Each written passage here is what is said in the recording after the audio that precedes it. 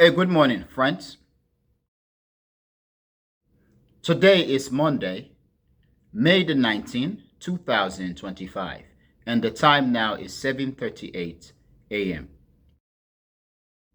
So, friends, I want to talk briefly about Donald Trump's trip to the Middle East.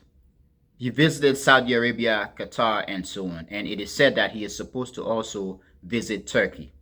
And in Turkey, there's supposed to be the peace talk between Ukraine and Russia. Now, friends, by the end of last week, it is said that both Ukrainian and Russian officials arrived in Turkey for the peace talk. And there are those, especially commentators and observers on international relations and on foreign policy, who have predicted that the talk is going to go badly and that the talk is going to stall. Now, friends, that is not my point of this talk. My point of this talk is to provide a brief comment or a brief statement pertaining to Donald Trump's trip to the Middle East and Benjamin Netanyahu, the Prime Minister of Israel. Now, friends, Donald Trump's trip to the Middle East came with a lot of baggages or lots of controversies.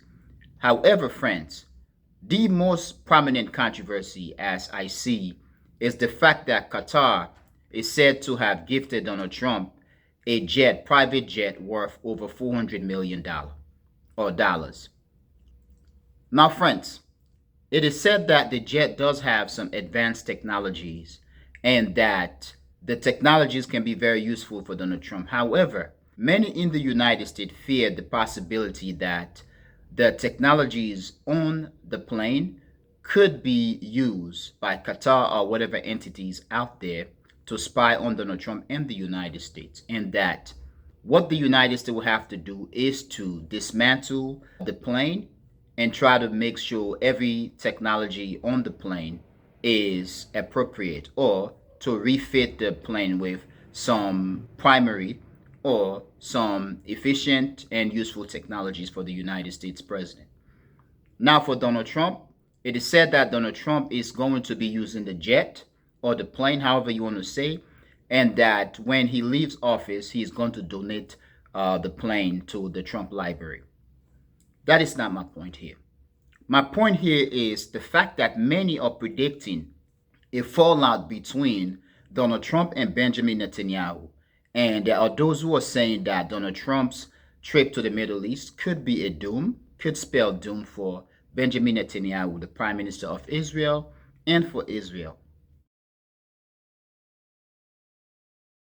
Donald Trump has been visiting the Middle East.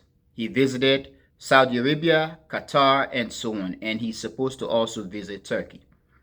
It is said that Trump is not going to be visiting Israel.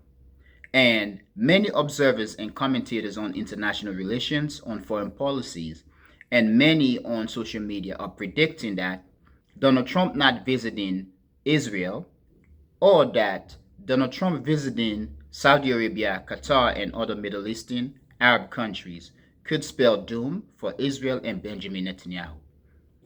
Now, friends, I do think that that is nothing but wishful thinking. Benjamin Netanyahu, the Prime Minister of Israel, and Israel, I do believe, are bigger in US politics than Donald Trump is. Yes, Donald Trump is now the President of the United States.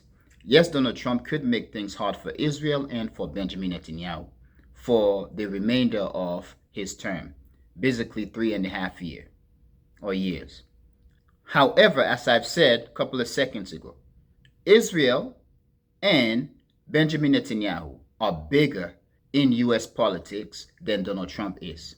Donald Trump came and met Israel and the United States relations thick, strong, and Donald Trump is going to leave office with Israel and the United States relationship being thick and strong and so on. Now, friends, for Donald Trump, I believe that there could be possible reasons for why he has been tough on Benjamin Netanyahu. And this, I believe, has to do with the various groupings behind Donald Trump. Some of them are highly pro-Israel. For example, if you look at the Trump base, yes, we have the MAGA. And there are many who can say lots of harsh things about MAGA, the MAGA Republic, the Trumpers. However, when you look at Trump's voters, at least as far as I see, you do have the Christian right. The Christian right, or various sects of the Christian right, including the pastors who are always preaching Trump and this and that. They are pro-Trump and highly religious, highly pro-Israel, as stated in the Bible, in the Old Testament, most especially. Those are the ones who would preach Christian verses, Bible verses, so and so, and preach against the Muslims, the Arabs, preach against the blacks, the Africans or African Americans, and other minority groups. So within the Christian right, you do have the Christian nationalist or the Christian Zionist, or however you want to say it. Now, there's another sect of Donald Trump voter who I think they may not be pro-Christian. They may not prescribe to Christian, okay, or the Bible or the Christian religion as far as the Christian right and the various sects of the Christian rights do. However, those guys, I believe, and they've shown themselves to be white nationalists. As much as they may not be pro-Christianity, to these guys, the white nationalism aspect of their identity, whiteness, persist. Some of these guys are the ones who will go out there and march with swastika and basically quote Adolf Hitler and quote this and that, basically racist content.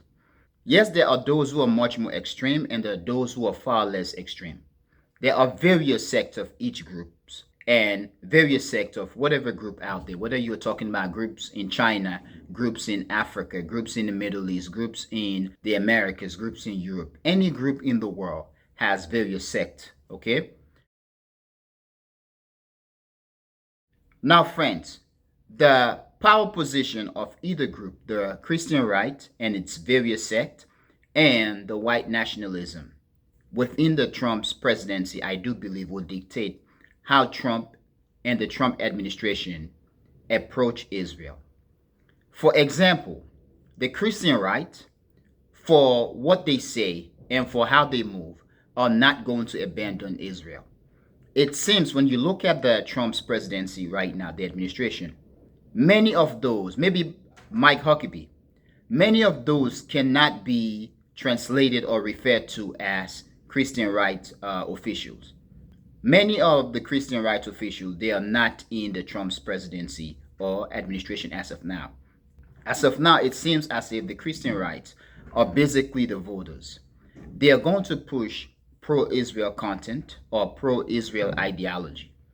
But if you look at many of the people in the Trump's presidency, the Trump's administration, it seems as if many of them can be categorized or referred to as white nationalist or American nationalist. Many of those do have extreme perspective, radical perspective toward Israel, towards the rest of the world, especially the global south. Now, for many of those guys, the nationalists, the pro-American nationalists, and the white nationalists, who I believe are in the Trump's administration right now, they may not subscribe to the religiosity of what Israel is to the United States politics. They may also only subscribe to the business aspect, the social aspect, or the political aspect, which in this case, Israel may not be prominent to their policy or within their policy or ideology or whatsoever.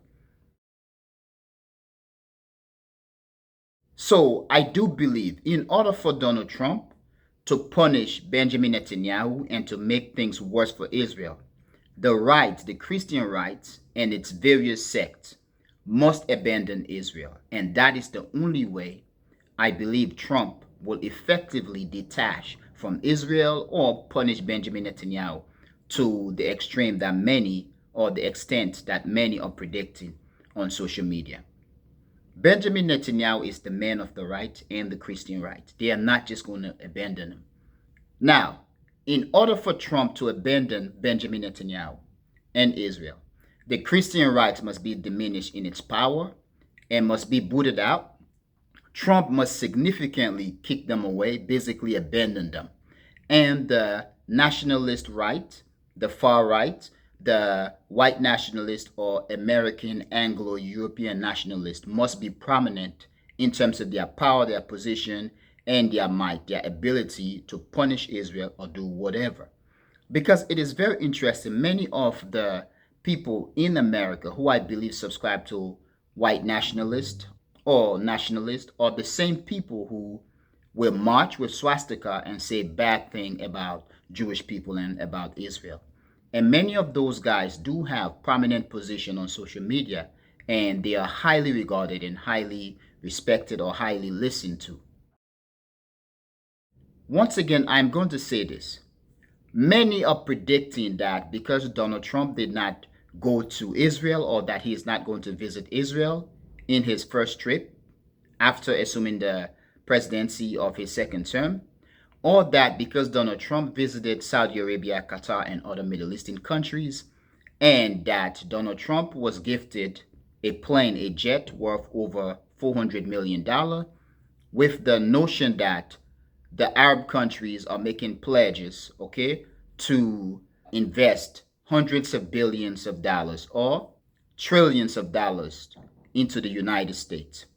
That basically spells doom for Benjamin Netanyahu and for Israel. Once again, friends, I think that that is a wishful thinking. Israel is an American project. It's part of the Western slash American empire.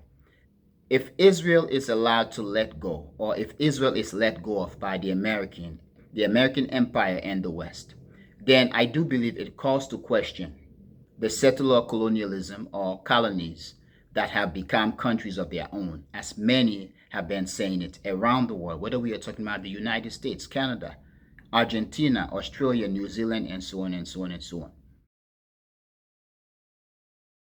I'm going to say this.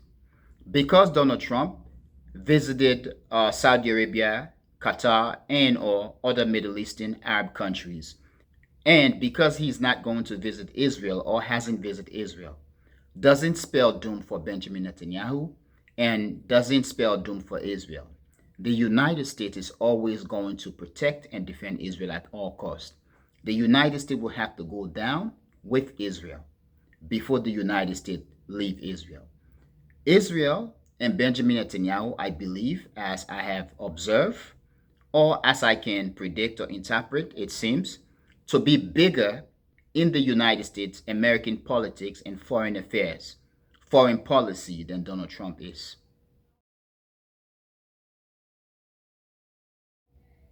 Now, friends, please tell me what you think, and I really want to know what you think. But, friends, I'm going to end here. I want to thank you for being a member of the Echoing Voice community, my friends, but most especially and most importantly, or most important, I want to thank you a lot for watching the Echoing Voice. Peace.